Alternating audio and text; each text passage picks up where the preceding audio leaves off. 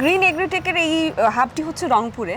এখন ধরেন যে বাংলাদেশের বিভিন্ন জায়গা যেমন গাইবান্ধা, দিনাজপুর, বগুড়া যে কোনো প্রান্তে যদি কোনো নতুন উদ্যোক্তা নতুনভাবে কাজ শুরু করতে চায়, হাব তৈরি করতে চায়, তাহলে সে আসলে প্রথমে কোন জায়গাটাতে ফোকাস করবে, মানে তার চ্যালেঞ্জটা আসলে কি হবে?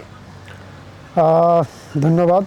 যদি কেউ যেমন রংপুরে আছে, কেউ কুড়িগ্রামে বা গাইবান্ধা বা লালমনিরহাট এরকম যদি কোনো জায়গায় যদি কেউ হাব তৈরি করতে চায়, তার প্রধান যে কাজটা হলো প্রথমে তাকে প্রধান বিষয়টা নিয়ে ভাবতে হবে যে আমার এই এলাকা কোন আবহাওয়ার উপর নির্ভরশীল এবং আমার এই এলাকায় সবজি কোনটা ভালো উৎপাদন হয়, আবহাওয়ার সাথে কোনটা আর কি অ্যাডজাস্ট আছে। প্রথমে তাকে সেই আবহাওয়ার সাথে অ্যাডজাস্ট করে সেই চারাটাই উৎপাদন করতে হবে।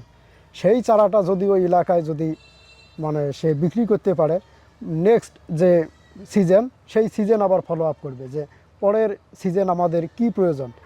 এই দিকগুলো বিবেচনা করে যদি সে চারা উৎপাদন করে, আমার মনে হয় সে গেইন করতে পারবে। সেটা হলো এলাকা ভিত্তিক, আবহাওয়া ভিত্তিক এবং চাহিদা অনুযায়ী এই বিষয়গুলো আর কি খেয়াল রাখতে হবে।